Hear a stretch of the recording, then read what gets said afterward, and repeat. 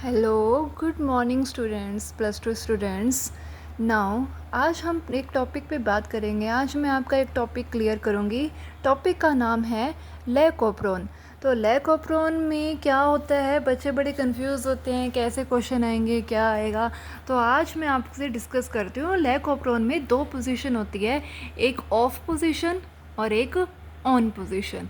तो बच्चों बिल्कुल कंफ्यूज नहीं होना, क्या होता क्या है इसमें, ध्यान से सुनो। अब देखो, लैकोप्रोन में एक होता है आई जीन, ठीक है, एक होता है प्रमोटर, एक होता है ऑपरेटर, और ये ZYA, ये तीनों क्या है, structural gene.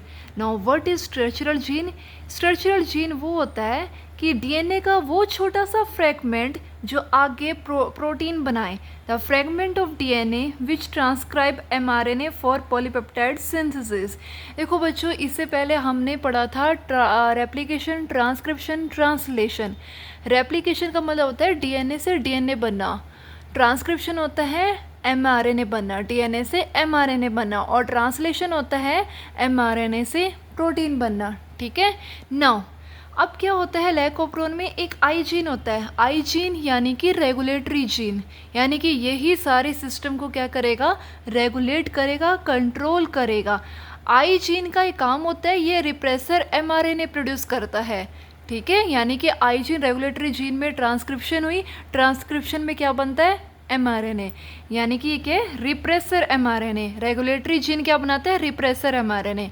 Repressor mRNA translation करेगा, क्या बना देगा, प्रोटीन। क्या नाम है उस प्रोटीन का, रिप्रेसर प्रोटीन। देखो नाम ही इंडिकेट कर रहा है, रिप्रेसर, यानी कि ये कुछ चीज़ को क्या कर रहा है, रिप्रेस कर रहा है, यानी कि रोक रहा है, ठीक है। तो यानी कि आई जीन, सबसे पहले लैकोप्रोन में हम ये पढ़ते हैं आई जीन का क्या होता है। आई gene it's the regulatory gene, पूरे सिस्टम को रेगुलेट करते हैं, यानी कि आई जीन ही कंट्रोल करेगा कि ये लैकोप्रोन ऑन है या ऑफ है। कैसे, आई जीन क्या बनाएगा, रिप्रेसर एमआरएनए, रिप्रेसर एमआरएनए क्या बनाएगा, रिप्रेसर प्रोटीन, ठीक है। अब हमारे पास दो चीज़ें हैं, एक प्रमोटर और एक ऑपरेटर। प्रमोटर और ऑपरेटर। देखो प्रमोटर क्या होता है, प्रमोटर एक ऐसी जगह होती है जहाँ पर एंजाइम आके बैठता है। कौन सा एंजाइम, इसके देखो प्रमोटर के सर के ऊपर एक एंजाइम आके बैठता है जिसका नाम है आरएनए पॉलीमरेज, ठीक है। आपको अगर ये ट्रांसक्रिप्शन, ट्रांसलेशन में दिक्कत है तो उसकी वीडियो मैं अलग से बनाऊंगी, ठीक है। आई जीन का फंक्शन हमने बता दिया, कर लिया, पढ़ लिया। प्रमोटर, देखो प्रमोटर के सर के ऊपर एक चीज़ बैठती है जिसको बोलते हैं आरएनए पॉलीमरेज। आरएनए पॉलीमरेज अगर प्रमोटर के सर के ऊपर बैठ गई तो क्या होएगा, तो होएगा ट्रांसक्रिप्शन, तो यानी कि एमआरएनए बनेगा। अगर आरएनए पॉलीमरेज जो एक एंजाइम है, अगर प्रमोटर के सर के ऊपर नहीं बैठा, अगर नहीं बैठा तो कुछ नहीं होएगा, ना ट्रांसक्रिप्शन होएगी ना ट्रांसलेशन होएगा, डेट्स ओके। अब है ऑपरेटर। अब ये ऑपरेटर क्या है, देखो आई ने जो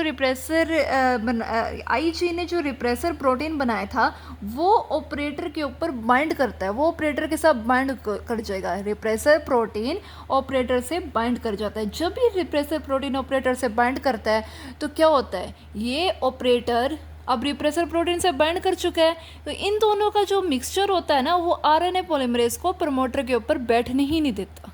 और मैंने अभी आपको बोला था, जब आरएनए पॉलीमरेज प्रमोटर के ऊपर नहीं बैठेगा तो no transcription, no translation. That is why structural gene कुछ नहीं बनाएगा, ठीक है। स्ट्रक्चरल जीन कुछ भी नहीं बनाएगा, स्ट्रक्चरल जीन कुछ भी नहीं बनाएगा फिर, यानी कि ZYA ऐसे यूजलेस होंगे, यानी कि लैकोप्रोन क्या होएगा, स्विच्ड ऑफ, यानी कि कुछ नहीं होने वाला। समझ में आ गया ना, यानी ये क्या है, ऑफ पोजीशन। तो हमें यहाँ पर ये बस याद रखना है, इसमें आई जीन रेगुलेटरी जीन है जो रिप्रेसर एमआरएनए बनाता है, रिप्रेसर एमआरएनए में ट्रांसलेशन होकर रिप्रेसर प्रोटीन बन जाएगा, और ये रिप्रेसर प्रोटीन ऑपरेटर से बाइंड करता है। जैसे ही रिप्रेसर प्रोटीन ऑपरेटर से बाइंड कर गया तो उसका मतलब आरएनए पॉलीमरेज प्रमोटर के ऊपर नहीं बैठेगा। अगर आरएनए पॉलीमरेज प्रमोटर के ऊपर नहीं बैठा तो ये ZYA, जितने ये तीनों स्ट्रक्चरल जीन है जो आगे जाके प्रोटीन बनाते थे, वो कुछ नहीं करेगा, यानी कि ट्रांसक्रिप्शन भी नहीं करेगा, एमआरएनए भी नहीं बनाएगा और प्रोटीन भी नहीं बनाएगा, ट्रांसलेशन भी नहीं होएगा। अब आ जाओ यहाँ पर ऑन पोजीशन पे। अब ऑन पोजीशन में भी सेम पहले वही होएगा, आई जीन रेगुलेटरी जीन है, इसने रिप्रेसर एमआरएनए बनाया, ट्रांसक्रिप्शन करने के बाद रिप्रेसर mRNA क्या बनाया, रिप्रेसर प्रोटीन बनाया, ठीक है। लेकिन यहाँ पर थोड़ा सा डिफरेंट है, देखो हम लैकोप्रोन यानी लैक LAC, लैक का मतलब होता है लैक्टोस। अब यहाँ पर हमने इंड्यूसर ऐड कर दिया, इंड्यूसर कौन है यहाँ पर, लैक्टोस। हमने रिप्रेसर प्रोटीन बन गया था, हमने रिप्रेसर प्रोटीन, देखो रिप्रेसर प्रोटीन क्या करता था, आप ऊपर देखो, रिप्रेसर प्रोटीन ऑपरेटर से बाइंड करता था। हमें यही चीज़ तो रोकनी है, हमें यही तो चाहते हैं हम कि रिप्रेसर प्रोटीन ऑपरेटर से बाइंड ना होए।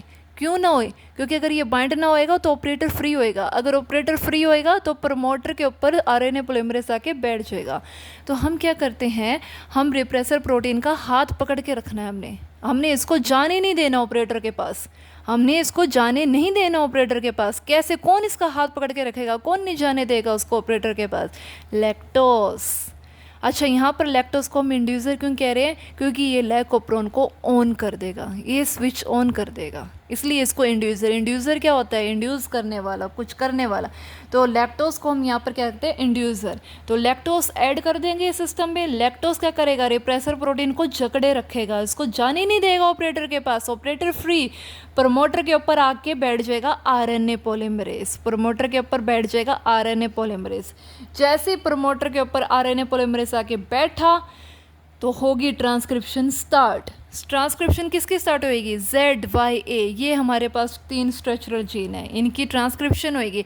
ट्रांसक्रिप्शन से क्या बनता है, mRNA, लैक mRNA, समझ में आ गया। अब ट्रांसक्रिप्शन के बाद क्या स्टेप होता है, ट्रांसलेशन। ट्रांसलेशन के बाद क्या बनता है, प्रोटीन, ठीक है। तो हमारे पास क्या बन जाएंगे, प्रोटीन। ना प्रोटीन के बाद हमारे पास ये इंजाइम बनेंगे। Z क्या बनाएगा, बीटा गैलेक्टोसिडेज इंजाइम।